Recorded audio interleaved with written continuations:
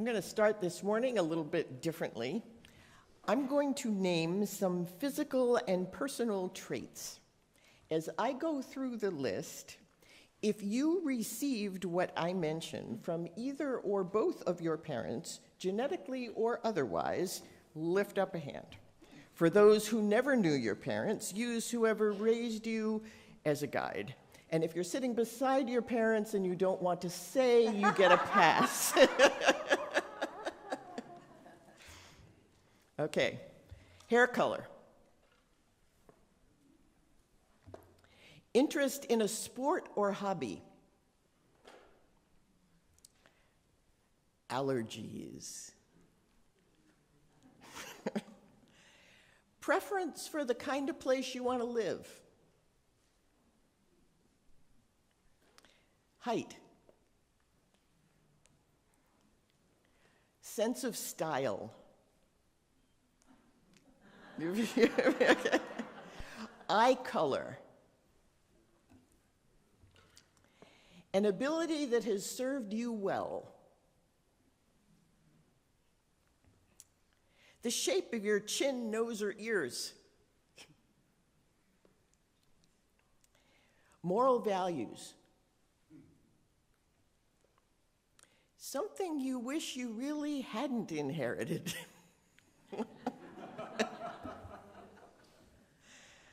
If you were like me, some things we inherited are really obvious. Others are more subtle. Some passed us by entirely. My brother got my mother's allergies, not me.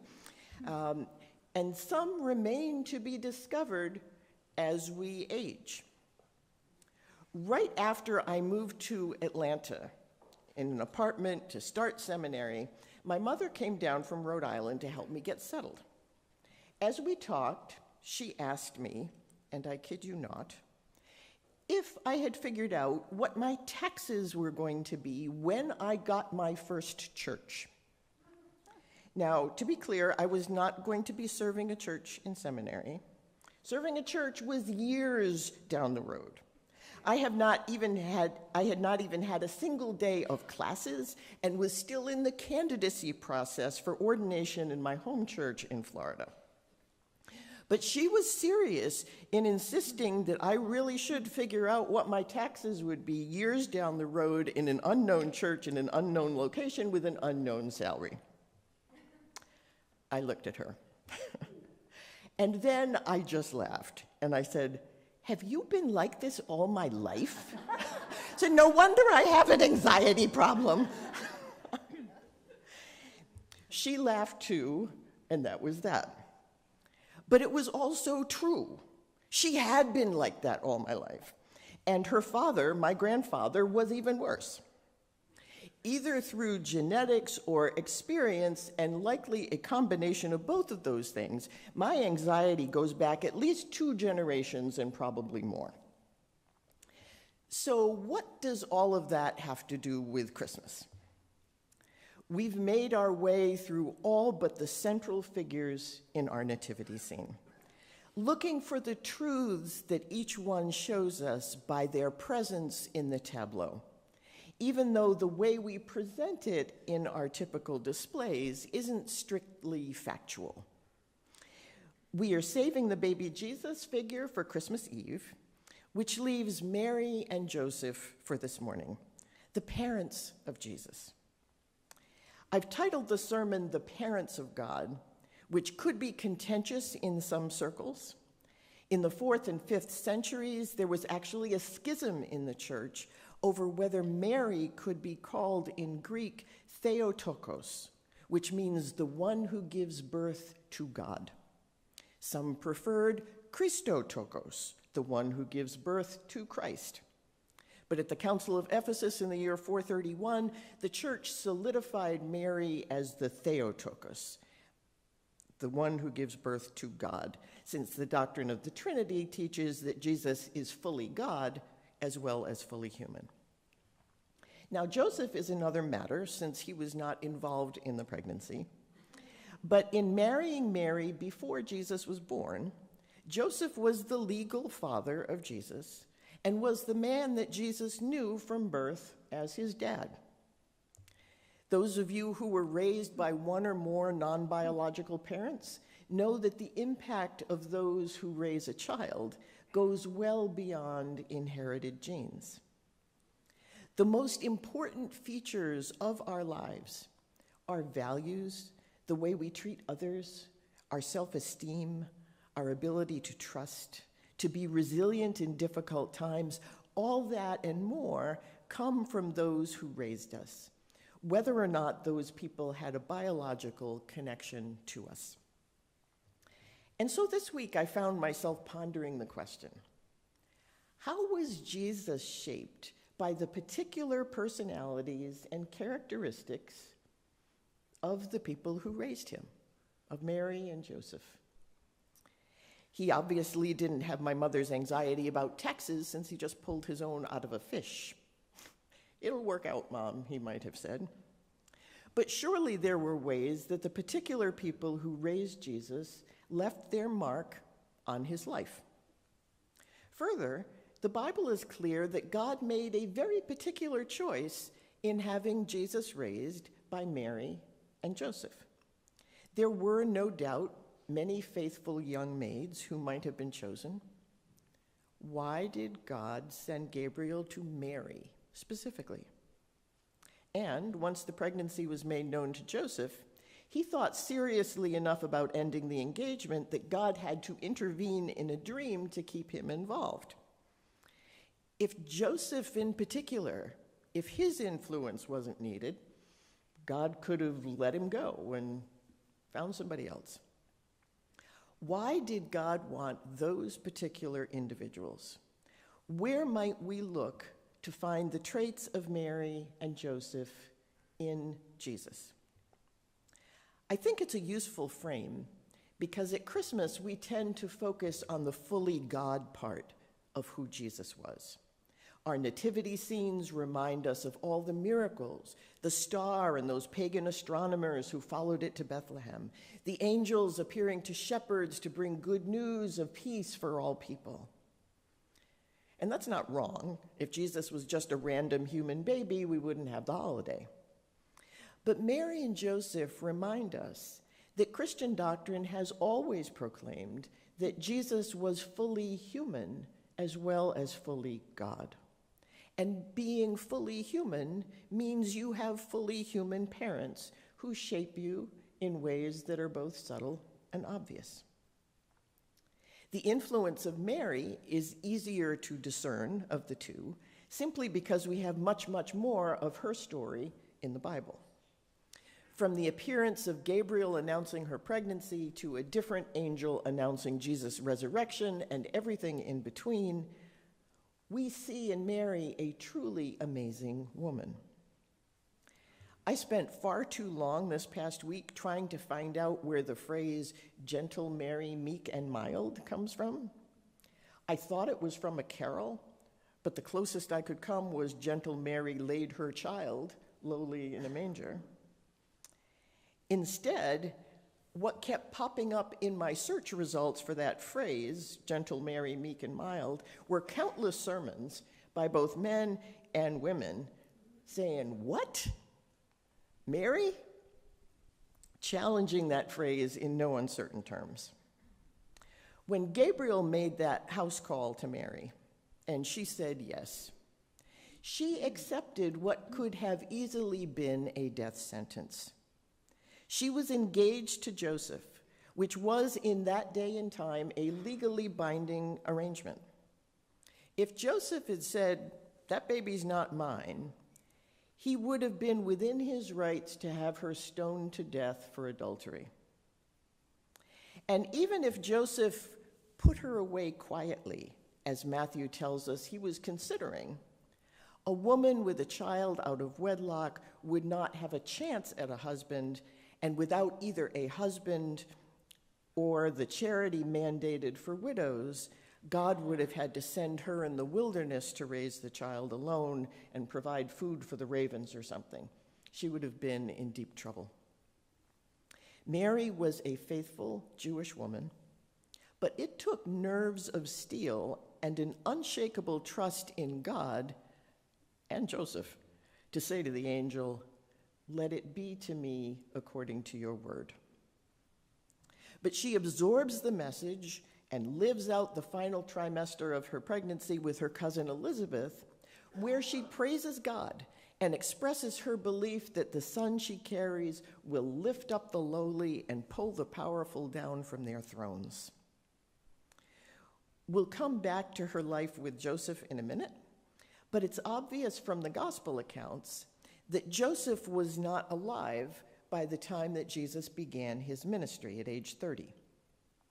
So Mary alone dealt with being the mother of both a famous and, in the circles of power, infamous son, and on at least one occasion tried to bring things down to a dull roar by going to where Jesus was teaching and saying, "Why don't you come on home, dear? Just come out of the ruckus for a little bit and let things settle down." And he doesn't. And finally, her worst fears come to pass, and her son is executed by the state in the cruelest and most humiliating manner possible, as she sat at the foot of the cross, unwilling, and not unwilling, but unable to do a thing about it. In my experience in ministry, there is no emotional wound as utterly devastating as losing a child. To compound that with the trauma of violence and watching it all is beyond my ability to comprehend.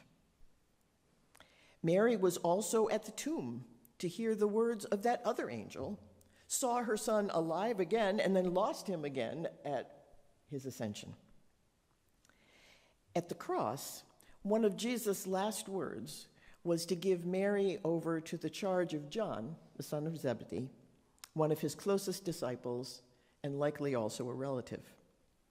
Church tradition tells us that Mary lived out her days in John's care in the city of Ephesus. Whoever coined the phrase, "Gentle Mary, meek and mild," obviously never experienced half of what Mary did, never dared what she dared to do, never kept going through the hardest of life's adversities. I would phrase it something like resilient Mary, strong and brave. I see what Jesus endures physically as almost a mirror image of what Mary endures emotionally. And with her standing there at the foot of the cross, I don't have to wonder where he got it from, his own ability to show grace in excruciating pain, his willingness to do whatever it took to follow God's will and to point people towards the justice that would one day make for peace. And who knows, maybe Jesus had Mary's eyes. I think if I were an artist, I would do that. For clues about what Jesus got from Joseph, we have to look deeper. After the trip to Jerusalem when Jesus was 12, Joseph isn't mentioned again in the gospel stories. Many think Joseph was much older than Mary and died shortly after that last mention in the Bible, but that need not have been the case. Likely Joseph died before Jesus' ministry, but we have zero accounts of Jesus or any of his family between the ages of 12 and 30 when he starts that ministry. The average life expectancy for a man in the Roman colony of Palestine in the first century was 29 years. That average gets pulled down because of a lot of infant mortality, but even if you take that out, if Joseph made 50, he was doing really, really well. And he was not a wealthy man, which cuts his odds of making it that long. Joseph was a carpenter. He most likely labored until he died. If Joseph was 20 when Jesus was born, he would have been at a very advanced age for a man of his time and status by the time Jesus was 30. Even if Joseph was 16 when Jesus was born, that would still be pushing it to be alive 30 years later at age 46. So we don't know for sure, but Joseph was not necessarily a lot older than Mary when the gospel stories open. It's more certain that he died when Jesus was somewhere between the ages of 12 and 29. But it could have been just the year before. He could have been within a year of losing his dad when his ministry started. Matthew is the gospel that mentions Joseph the most, with 3 angelic appearances to him. I'm not sure what to make of it, but in 3 appearances of angels to Joseph, they all appear in dreams. Maybe they were busy and needed a Zoom call, I don't know. But it's all dreams, in person to Mary, in person to the shepherds. Three separate dreams to Joseph with angels. The first dream is to let him know that Mary's account of her pregnancy is accurate and that he should go through with the marriage, which he does. The second is right before Herod slaughters the boys under 2 years old in Bethlehem and provides a warning to take the family and flee to Egypt. Joseph does just that. And then the third angelic dream is after Herod dies and Joseph is told that it's safe now to go back home. Matthew says there's yet another warning dream about not settling in Judea, although no angels are mentioned there. And so Joseph and his family continue north and they settle in the little town of Nazareth, which is where Joseph had been when he became engaged to Mary. From those accounts, we can assume certain traits about Joseph. First, he's a responsible husband and father. We know nothing about their early sojourn in Egypt, other than that everybody is able to return, none the worse for wear. I mentioned last week that Joseph and Mary were poor, which we know because of the offering they made at the temple 8 days after Jesus' birth. They offered 2 doves, which was the prescribed offering for those who couldn't afford a larger animal. Also, from the Bible, we know that Joseph was a carpenter. That means he had a skill that would be of use in any culture, making it likely that Joseph was a carpentry gig worker during their stay in Egypt to make ends meet. That he both went with his family to another country and then came back shows us a man who was brave, enterprising, and faithful to God's will as he understood it. He was responsible and careful, and upon their return, he was wise. Nazareth was a very small, nondescript town without so much as a public monument in it. When Philip decides to follow Jesus as a disciple and runs to find his brother Nathanael to recruit him too, Nathanael responds to his brother, "Can anything good come out of Nazareth?" That was the reputation of the town. But what was handy about Nazareth was that it was close to the city of Sepphoris, which during the 1st century was being rebuilt and restored to provide a second home for the king. Some believe that Mary's home had been in Sepphoris, which is just 4 miles northwest of Nazareth and was the capital city of the Galilee region. All that rebuilding meant that carpentry skills would be in high demand. A carpenter in that day and time meant more than just working with wood. Joseph had to be skilled in building anything needed for the construction of a home or other building or even tools. Carpenters thatched roofs, plastered walls, built shelves and furniture, and whatever else. They also had to cut down the trees and make the boards that they would use for all those projects. They also made farming equipment and other wooden items, including, in a cruel twist, all the crosses that were needed by the empire for executions. This is absolutely pure speculation on my part, but it's possible that the young Jesus saw his father carrying a cross that Joseph had made to wherever it was in Sepphoris. They stored them all up. To say that Joseph was a carpenter is to say that he was, at a minimum, broadly skilled and physically strong. And while you might think that such in-demand skills would demand a high price, that was not the case for those who labored under a king who himself reported to an emperor. You don't get paid what you're worth when you labor for a king. The spoils go to the top, and you barely get by. Some things don't change. It's quite likely that Joseph did hard physical labor for subsistence wages until the day he died, a situation that may have ensured that he did not live long enough to see Jesus begin his ministry. The situation in Sepphoris and surrounding towns, as the king not only took all the laborers, but took all the farmland and leased it back to the former owners to farm for a subsistence wage, with now no land to grow food for themselves. Add some punch to Mary's words in the Magnificat that cry for justice, for pulling down those from their thrones and lifting up the lowly. It's likely that Joseph didn't have much time to kick around at home, except on the Sabbath. He was a hard and diligent worker. But did that mean he had little influence on the young Jesus? Again, these are assumptions. The Bible tells us details about only 3 years and a few months of Jesus' 33 years on this earth.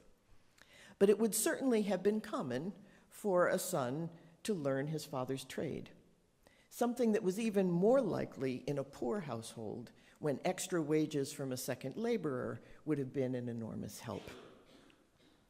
A Jewish boy became a Jewish man and subject to Jewish law at age 13. It seems reasonable to me that after that trip to Jerusalem when he was 12, Jesus would have worked alongside his father for however many years his father lived, and then probably continued to provide for the family after whatever point Joseph died. That work would have made Jesus physically strong and could explain the incredible physical stamina that is evidenced in the Gospels from the night he was arrested through the crucifixion. If you didn't have a lot of stamina, you would be dead before Jesus got on that cross to begin with. Carpentry is a profession where it's easy to be injured in ways large and small. If Jesus spent any time as a carpenter himself, he likely was pierced by nails long before that last night and day of his life. He might also have carried crosses before.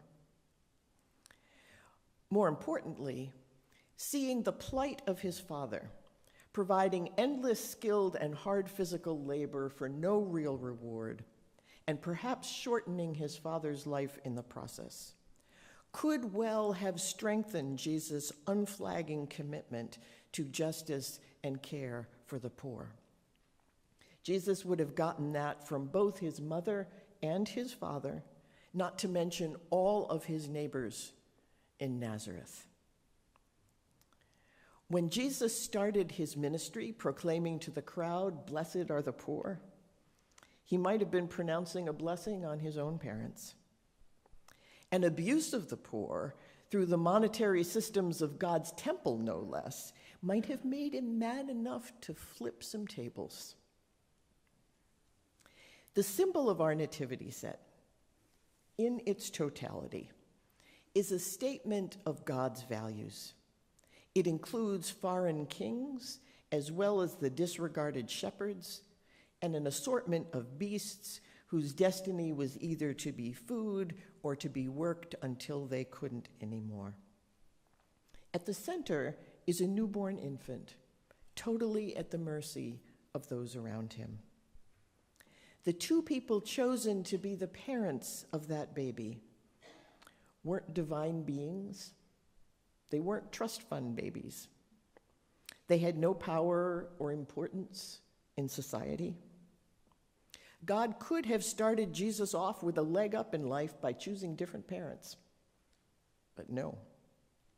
Through his parents, Jesus learned what it is like to be fully human in a society where the powerful were striving to be gods, and he was at the bottom of the ladder.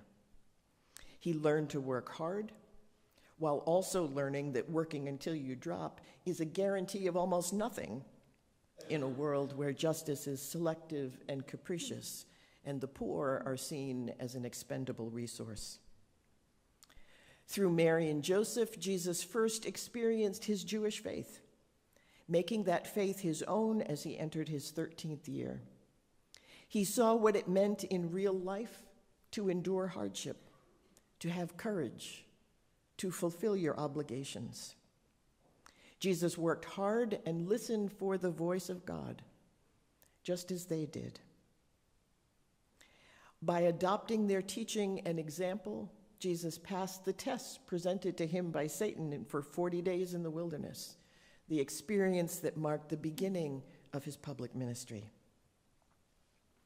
As it turns out, the qualities needed to be the parents of Jesus are the qualities needed to be a good parent of any child, and are nothing more than Jesus asks of every one of his disciples, which is the whole point of the incarnation in the first place.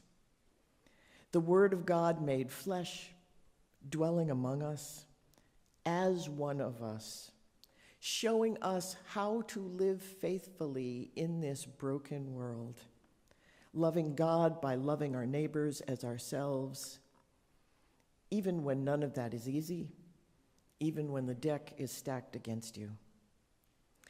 Jesus is our example for how to live a life of faithful love in this world. We learn that from him. He learned it from his parents. So if you will turn to the bulletin and take out figures of Mary and Joseph, if you brought them to bless, we'll say the blessing. I'm going to grab our figures from here.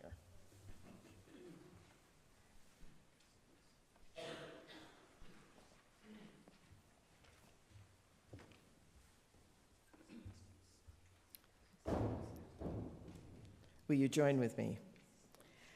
God, you blessed the living Mary and Joseph long ago. Bless now their memory in our figures, that they might inspire us to care for all children, as Joseph and Mary once cared for you. Amen.